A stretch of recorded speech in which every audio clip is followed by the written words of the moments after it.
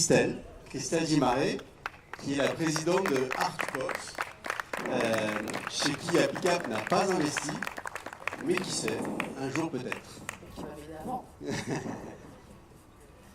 Bon, pas évident de passer derrière Cédric, parce qu'il est technique. Bon, moi je vais faire la voiture balai, parce que les balais chez nous, c'est notre spécialité.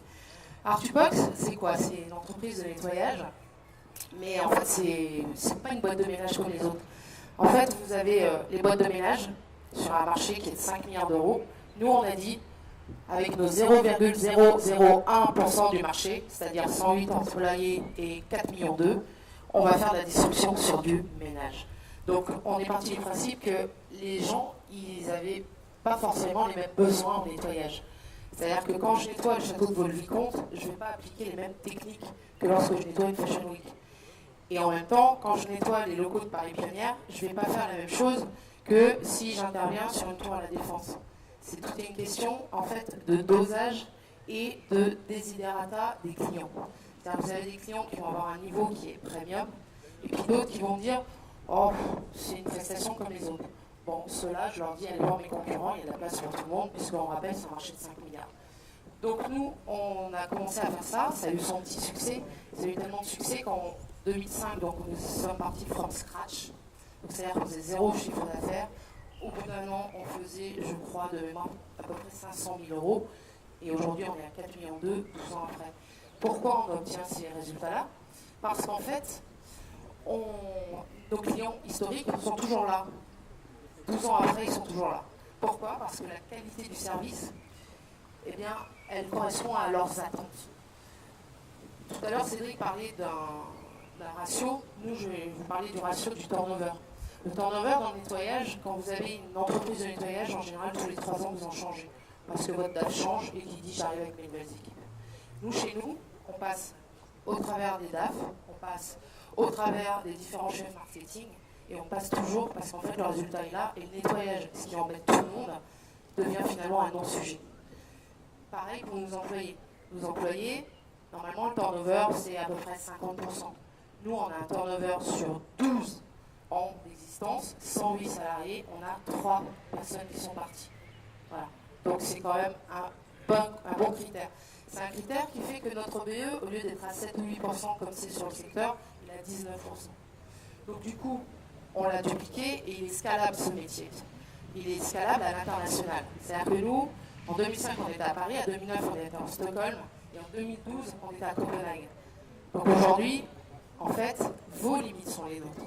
C'est-à-dire que si vous voulez nous accompagner pour aller sur des pays émergents, on est partant. Et on est bankable. En plus, la poussière, c'est une matière première qui est gratuite, qui ne se délocalise pas et qui retombe tous les soirs. Donc, moi je pense que vous avez tout intérêt en fait à tout d'un coup passer des services généraux au ménage à penser agence de propreté, Artubox, et puis ensemble vous construirez une économie qui est plus solidaire, plus responsable, parce que nous on est précurseurs. En 2005 on a importé des produits qui étaient écolabellisés, ils venaient de la Scandinavie, et puis on était visionnaires aussi. C'est-à-dire qu'en 2005, on appliquait ce qu'on appelle aujourd'hui, ce qu'elle s'appelait aujourd'hui la RSE, la responsabilité sociétale des entreprises. Ça, en 2005, les gens ne comprenaient même pas ce que je leur disais. Mais ils signaient, donc tout va bien. Et puis, je pense qu'il y a un fait important aussi, parce que je pourrais vous parler de tous les trophées qu'on a reçus, parce que c'est vrai qu'on est reconnu. Le dernier en date, c'est le trophée du leader responsable, qui a été décerné par les Échos. Mais la vraie satisfaction chez nous, c'est quand vous lisez Sourire, avec